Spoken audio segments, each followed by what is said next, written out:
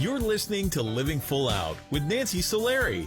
As a life coach, Nancy can teach you how to stay strong under pressure and work through challenges you face. Being legally blind, Nancy inspires others to be resilient in overcoming obstacles and live full out. You can ask Nancy for advice in your life on relationships, finance, business, health, and more. Just call in at 800-333-0001. Once again, that's 800-333-0001.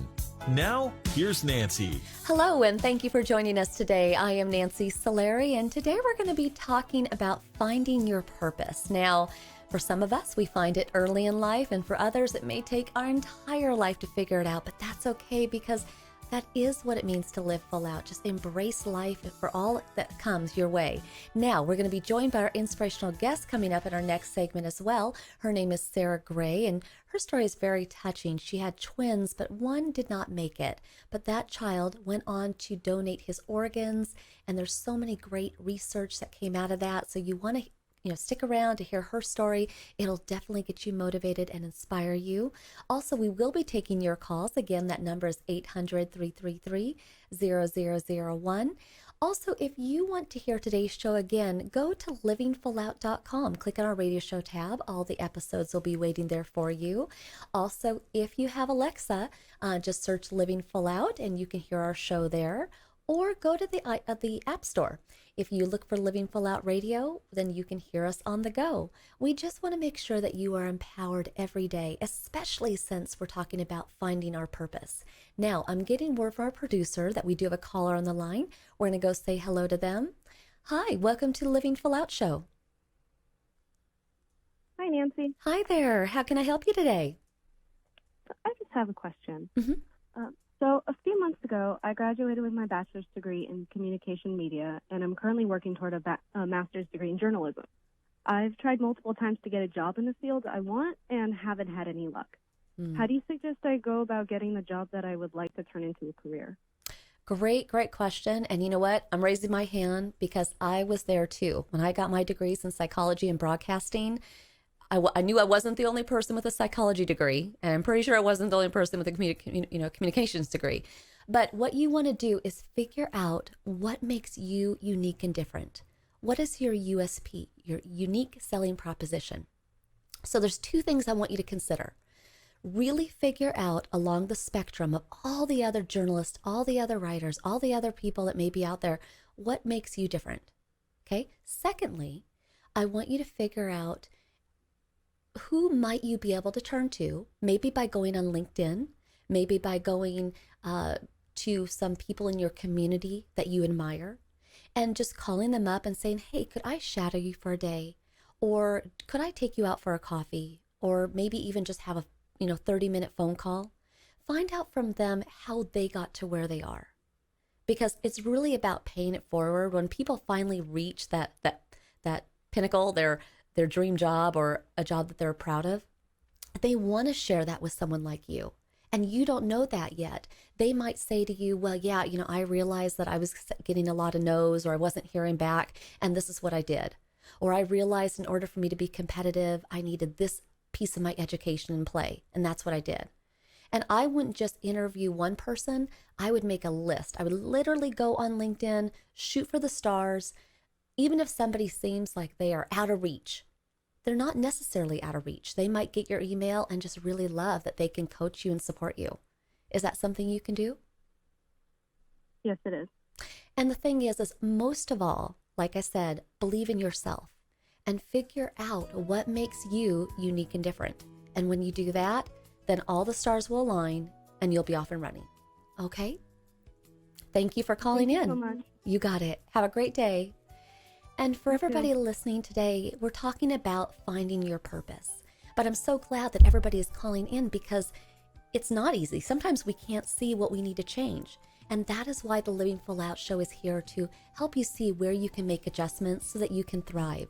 It's all about finding our purpose today. Now, I want to make sure that you stay with us because in our next segment, we are going to be joined by Sarah Gray, sharing her story about her son that went on to donate his organs. It's one you don't want to miss. Again, I am Nancy Solari. This is the Living Full Out show, and we'll be right back after this break. Stay with us.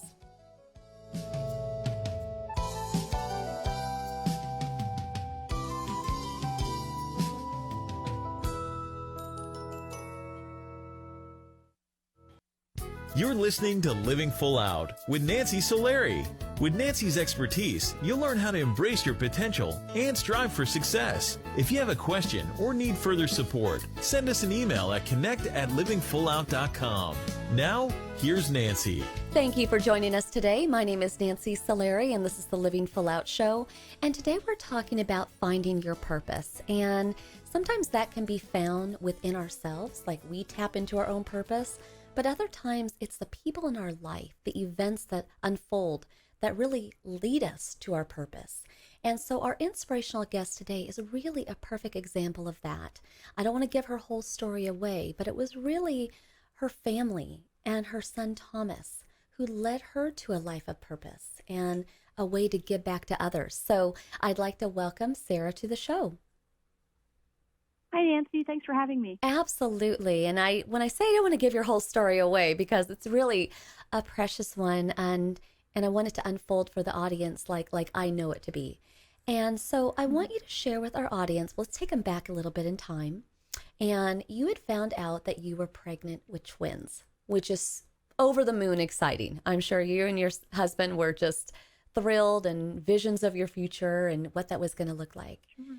But then when you went back for an ultrasound at 12 weeks, you got some news that wasn't so thrilling. And what was that? Yeah, it was devastating. Mm-hmm. The doctor explained to us that one of the twins was healthy, but the other twin had a fatal birth defect, and that was called anencephaly. And he could see that on the screen because the skull of the baby was compromised, and he could see instead of a nice round skull, it was bumpy, and that showed him that the skull wasn't formed properly in utero. And he said babies with this diagnosis typically die within minutes or hours of being born. So it was a birth defect we had never even heard of, and, obviously devastating. Well, and Sarah, I'm sorry, because even though it's years later now, it never gets easy losing a child. And I'm curious at that point, what decisions had to be made? Because, I'm sure you had one idea that you could go the whole term of the labor and just kind of cross your fingers and see what happens. But did they give you alternative ideas also? I want to go back to something that you said earlier. Mm-hmm. Thank you, first of all, for acknowledging the loss. And I think sometimes when you have a baby that dies or you have this kind of diagnosis, you feel alone, because I really didn't know that many people who had been through this. And it's kind of a taboo topic. Nobody wants to think about a baby dying. That just doesn't seem like the natural way of life. Mm-hmm. But now it's been 8 years, and I've met so many people who have had an experience like this. I really don't feel alone at all.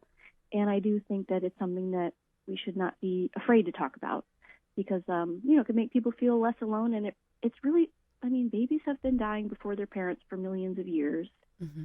And I think it's something that we should be okay talking about. I'm so glad you brought that up. Mm-hmm. Absolutely. Sure, mm-hmm. Sure. So going back to your question, the choices that we had to make. So the doctor said that these twins were identical twins, which was so confusing. I thought he was wrong because I thought, how could these twins be identical when they're so different? But it turns out they were genetically identical. So one sperm and one egg made, one cell that divided and became two identical babies. And he said that when it comes to selective reduction, that what happened to one baby would happen to the other.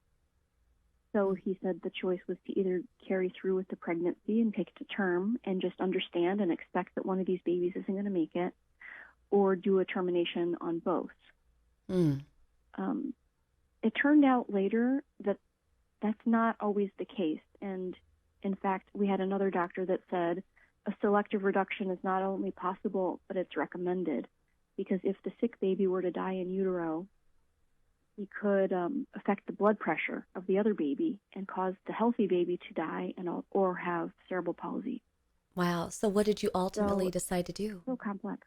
Mm-hmm. We ultimately decided, we actually went in to have the selective reduction after the doctor recommended it. But because of some circumstances, my placenta had shifted. The doctor said it was no longer safe to do that procedure. So we just agreed to carry the pregnancy to term and just be emotionally prepared for what was going to happen. Well, and in all of our lives, whether we're dealing with a financial pressure, relationship pressures, in your case, the pregnancy pressures, what got you through those really hard days? I'm sure there was a lot of crying. I'm sure there was a lot of conversations with God. It was very stressful, but I mean, you can't function on that high level of stress every day, right? Mm-hmm. You can't be full of adrenaline every day for 6 months. That would just wear you out. Yeah. So even though I had this level of stress in the back of my mind the whole time, I also had to have a healthy pregnancy. I had to have low blood pressure. I couldn't be stressed out. I had to find a way to calm myself down. Mm-hmm. And the twins so I did look into. And the twins were born, right? What day were they born? March 23rd, 2010. Okay. And we only have a few minutes left here before we have to go to a break. But what I think is so great is they were both born alive. And you did get to hold Thomas. He was the one who passed away. Callum was the one who's still living today. But Thomas is the one that passed away. You did get to hold him for just a brief time while he was still living.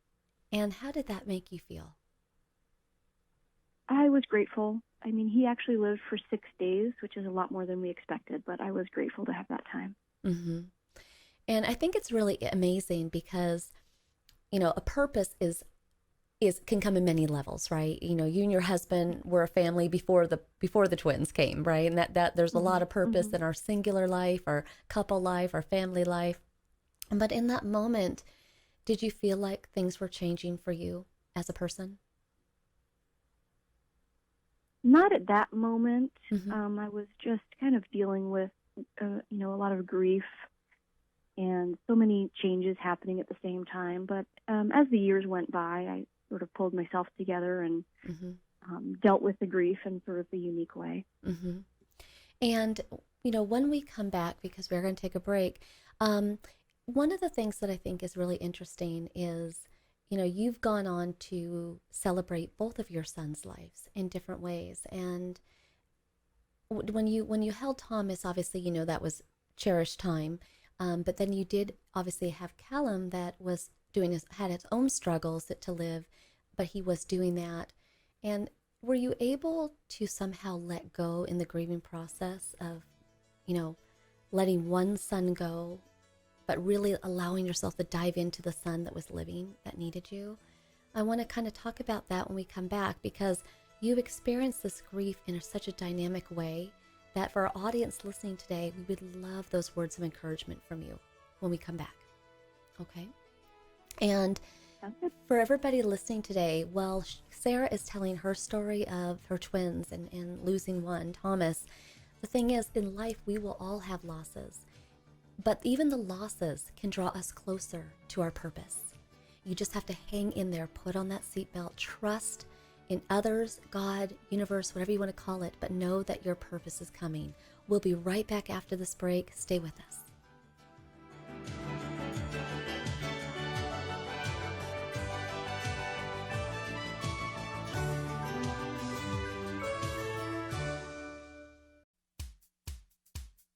You're listening to Living Full Out with Nancy Solari. As a life coach, Nancy can teach you how to stay strong under pressure and work through challenges you face. Being legally blind, Nancy inspires others to be resilient in overcoming obstacles and live full out. You can ask Nancy for advice in your life on relationships, finance, business, health, and more. Just call in at 800-333-0001. Once again, that's 800-333-0001. Now, here's Nancy. Thank you for joining us today. My name is Nancy Solari, and this is the Living Full Out Show. And today we're talking about finding our purpose. And we brought you an inspirational guest today that I think really showcases how to find your purpose in such an excellent way. After giving birth to twins, she lost one of her twins, Thomas, and she and her husband had expected it. But you never quite expect how you're going to get through that grieving process and how you're going to remember the life of someone who has been lost. So I'd like to welcome Sarah back to the show so we can pick up on her story. Hello, Sarah. Hi. Hi. So I know that while you're at the hospital, I want to bring this kind of dynamic in. Callum, the son who's still living today, he was in the NICU. He has his own struggles. Thomas lived for 6 days, but obviously that was a gift. Every day counted, but you knew that, he was going to be passing. And at the same time, you needed your own blood transfusions. You were struggling to stay alive and stay strong. And when you have so much going on at one time, which I know a lot of our listeners have encountered in their own ways, how did you manage that grieving period? How did you find the strength? That's a good question. I guess sometimes you have no choice, so you just do it, right? I didn't go through all these struggles because I wanted to. They were just thrown at me, and sometimes you go to sleep at night and you just wake up the next day. You may be disappointed that you woke up the next day. You think, I have to keep doing this, but just keep on putting one foot in front of the other. I try to find ways to laugh again with my family, and just try to remember my old self as much as I could, and reconnect with my family and friends. It's important to have them. I love that advice. Finding, being in touch with your old self. I love that because just because you went on and you got married and you had kids, who was Sarah before all that? What made her laugh? What made her excited? Right. And I think that's really a great lesson that you just gave us, and we can all take that to heart. Now, I know that prior to the twins being born, knowing that Thomas was only going to live for a short time, you already made arrangements that you were going to donate whatever could be. And so when the time came that he passed, and I know they really couldn't take those donations until that time, what did you find out in terms of where his organs went, and what did they end up being able to use? So I got a call the next day. So when you do an organ, eye, or tissue donation, it has to happen very quickly after the death has occurred. And he died at home, but we called the organ procurement organization. They sent a van to our home and picked up his body right away, took him to the local hospital. And I got a call a few hours later in the morning to say that they were able to recover his eyes and his liver. And we had also previously donated his cord blood to a study to help find out why he had anencephaly. That's so amazing. And what I think is further amazing is they were able to take all those organs, but at the same time, you went on to have an open casket funeral. You were able to see your little boy again. Yeah. Yeah, I learned a lot of things about organ donation. It was my first time. But yeah, we did want to have an open casket funeral. I think for a lot of people, you sort of don't believe that your loved one has died until you see it with your own eyes, and it is an important part of the grieving process and the acceptance. And he looked beautiful. He looked absolutely fine. Now, later on, you were in Boston, and you were wondering, gosh, what happened to, all that got donated? Where did that research go? And you actually had the opportunity to go to Harvard. You got to go to these various schools over time and find out what had happened. Where did all of his organs go? How did they use that research? It was incredible. So I was a bit disappointed that his organs his donations were too small to go to transplant, which was really the only thing that I knew about. But they said that there were some scientists that were needing these sort of specimens to do research, so we donated to scientists in a lab. So when I was in Boston, I remembered that his corneas were at Harvard, and so I called the Scapin's Eye Research Institute at Harvard. I explained who I was, and I asked if I could just have a tour of the lab and just learn more about where his donations went, and they were able to accommodate my request, and it was amazing. I mean, I met one of the scientists that requests corneal tissue, and he explained to me some of the studies that were happening, and they said that they only request about 10 pairs of corneas a year, and it's very rare to get infant corneas. And he even eventually gave me a copy of a study that maybe had occurred because of Thomas's donation. Wow. And it was, an extremely important donation. Did that feel a bit full circle, being able to kind of get some closure there, knowing that, Oh, his absolutely. organs went out there, but not knowing where, and now you finally knew what happened and how they were used? Oh, it was such a great feeling. It was a weight off my shoulders. Also, like, the grief had sort of felt like a heavy stone in my chest. And once I met this man at Harvard, and the team there was so generous and kind with me. They said, "We'll never forget you, and please stay in touch with us." That stone in my chest, it almost just felt like it softened, and it's like I could breathe again. And I didn't realize how much I needed to know until I knew. I thought, wow, why do I feel so much better now? I guess I've been wondering this whole time. Well, I think it's very interesting in life. We don't know what's coming, right? There's all those unexpecteds, and we just have to keep walking forward step by step, even through the times of grief like you did.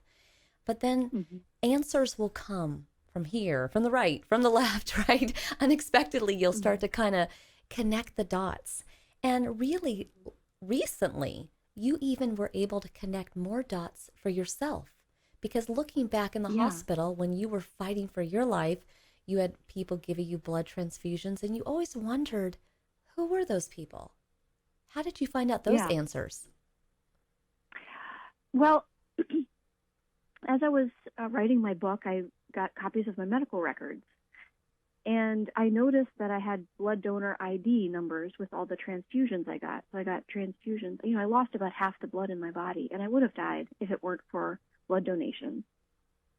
And I saw these numbers, and after going through my experience of donating my son's organs, I realized, like, every one of these numbers is a person. It's not just a number. It is a person who has a story, who made an effort to donate blood to a complete stranger one day. And I felt so touched that these people I don't even know care about my life. So I contacted the blood bank, and I said, these are my donor ID numbers. Is there any way I can express a note of gratitude to each of these people? And they did that for me. And I was able to meet 3 of my blood donors in person this year. Wow.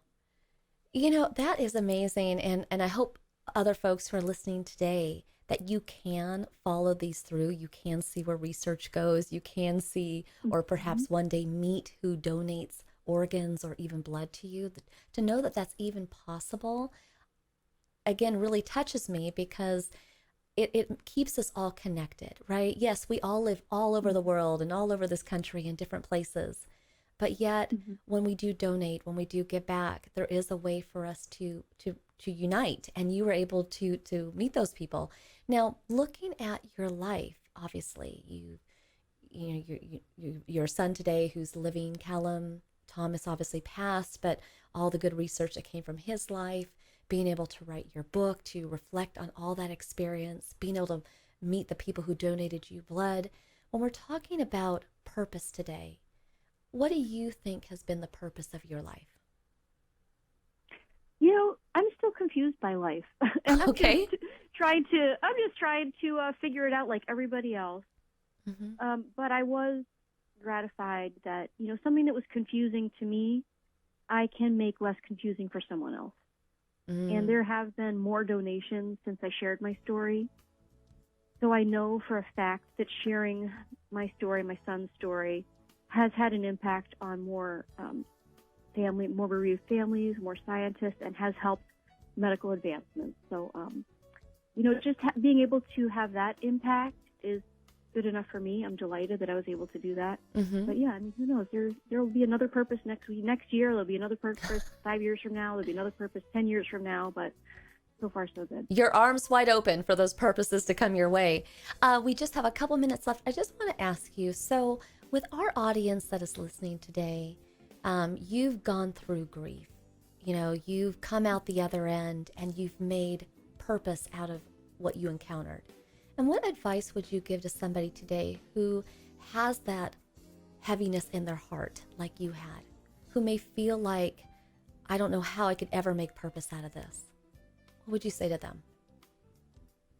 For me, it helped to reach out. There's some groups online for bereaved parents and people who have had a child with anencephaly, and it helped me to reach out to others online and meet complete strangers, but people who had been through exactly what I had been through and who were willing to talk me through it and explain how they got through it, and just, be compassionate with me and, walk with me through it. So I had, a lot of friends who really couldn't relate to what I was going through, but just meeting people online in these support groups was really helpful for me. Well, thank you for sharing that, because again, the world is big, and there's people who have walked our same walk. Not exactly, but similar. So thank you so much, Sarah, for sharing your story with us today. And we look forward to those future purposes. Make sure you share them with us.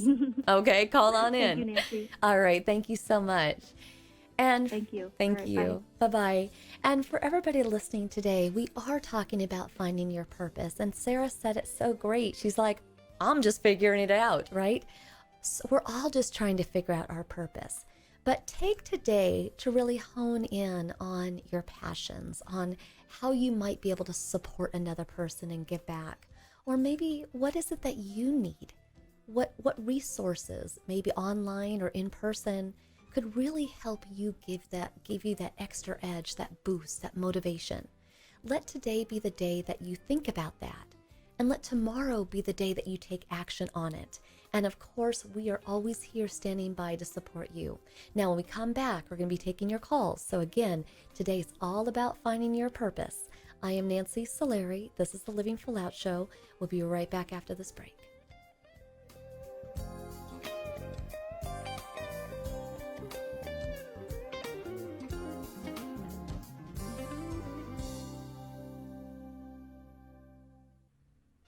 When finding your purpose, you always want to consider, what are those passions? What are those interests that you have?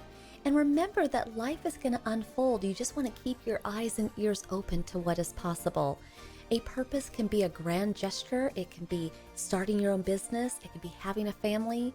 Or you know what? It can just be being remembered as a good friend.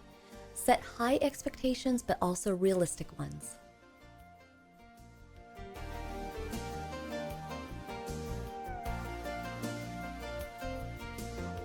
You're listening to Living Full Out with Nancy Solari. Nancy is here as a guide to show you how to rise above obstacles and savor each moment. If you have a question, call in live at 800-333-0001. That's 800-333-0001. And now, here's Nancy. Welcome back. I'm Nancy Solari. This is the Living Full Out Show, and today we've been talking about finding your purpose and what the road to doing that looks like. Well, it's going to be different for everybody, and sometimes we'll figure it out right away. Other times it may take our whole life to really zoom in on, what we're meant to do and what we're known for. And that's okay, because living full out is about the life experiences that we take in. Now, I'm getting word from our producer that we have a caller on the line. We're going to go check in with them. Hi, welcome to Living Full Out Show. Hi, how are you? I'm great. Thank you for calling in. How can we help you today? So my parents divorced about 7 years ago, and I've maintained a close relationship with my dad, but he's about to move away to a couple of states, and it's kind of just giving me anxiety, and I'm worried that our relationship might not be as great. So what can I do to make sure my relationship stays close with them? You know what? I love that you're asking this question. Not that you're going through it. I don't love that you're going through it, but I'm right there with you. My parents divorced when I was 10, and my mom moved us out of state. So my dad lived in Washington State. We lived in Oregon, and there was that distance. So I hear you. I'm with you on that. And what I have found, and my father has now passed away, so I can kind of look backwards at the whole decades of our relationship. I found that it really helped to stay connected and have kind of our night that we talked. We talked every Sunday night. And I could count on that. I knew that, he would be with me. We would talk for anywhere from half an hour to even an hour. And that was our time. Sometimes we would even just sit there and kind of watch sports together on TV, or go online if I needed him to look up something or I wanted his advice. So I would pick a day or a night and set aside some time that you can both commit to. Also, I found that going on a trip together was really helpful. And I have 2 other sisters, and I wanted a trip just him and I alone. So once a year, he and I went somewhere and we did something. And I really treasured that time because it wasn't that I had to share it with my sisters. It was time that I could get to know him. You know, what was growing up like for him as a boy? Where our family came from Yugoslavia. What was that like? And you too want to kind of figure out, you know, how can you build those memories? Have you thought about that? Yeah, a little bit. What would be an ideal relationship? What would that look like? I think, like you said, just like sharing something, like sharing an experience, like we've been watching sports, like he always loves watching me play soccer, so I think something like that would really benefit. But I think just making sure, like, he's someone I can still look to, you know, in times of need, and, you know, be someone who I get love and support from. Have you told him that? I have not, no. Okay, so that's what you want to tell him. Because here's the thing, nobody is a mind reader. And also, he's going to want to be there for you, but he may not know how or what you need. So I would absolutely tell him that in person, and just tell him, you know, the vision for how you see your relationship being. And although he's moving away, honestly, we could all move in different locations, right? It just happens to be that he's moving away, but maybe years down the road, you will move away somewhere, right? So we're always moving. So don't attach the fact that he's moving away like he's leaving you, because at some point you might move somewhere new, right? And that's just life. Okay, so consider that. But yeah, I would think about things that you have in common, or places that you've maybe wanted to go together, like bucket list items. Maybe come up with a father-daughter 5-list bucket list that you're going to do one a year type of thing.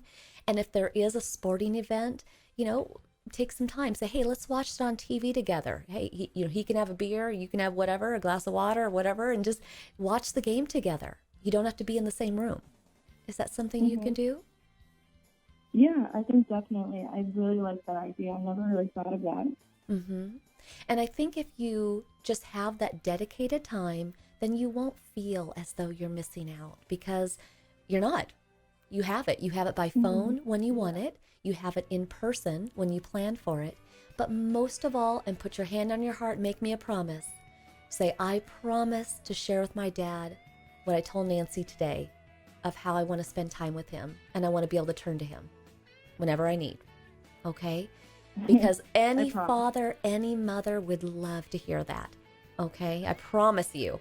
So thank you so much for calling in, and we wish you a great day. Thank you. Thank you. You too. Bye. Bye-bye. And for everybody listening today, it is about finding our purpose, but it's about building those relationships along the way, creating memories, going after life in a big way, and just letting all that string together, connect together, and that is going to be how you're going to find your purpose. So thank you so much for listening in. The entire Living Full Out show is dedicated each week to supporting you. Go to livingfullout.com to hear more of our shows. And here's to you living your life full out. See you soon.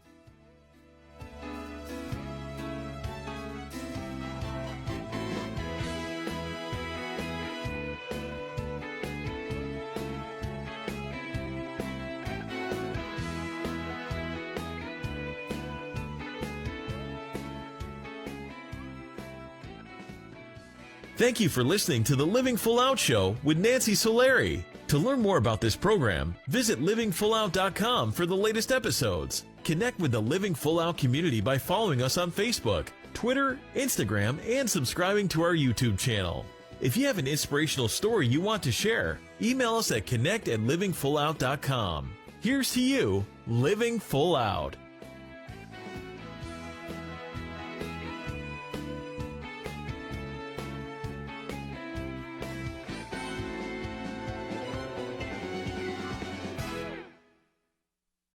Thank you for watching the Living Full Out YouTube channel. If you enjoyed this video, please make sure to hit the like button. And if you're interested in the content we provide, feel free to hit the subscribe button. Now, for more inspirational content, click the video on the right to get to know me, Nancy Solari, host of the Living Full Out Show and certified life coach, in more detail. Click the video on the left and you'll be motivated by the Living Full Out radio show and our inspirational guests and callers. Keep in mind, we welcome your comments. If you're empowered, let us know. Feel free to leave a comment. We would enjoy hearing from you. And here's to you, living your life full out.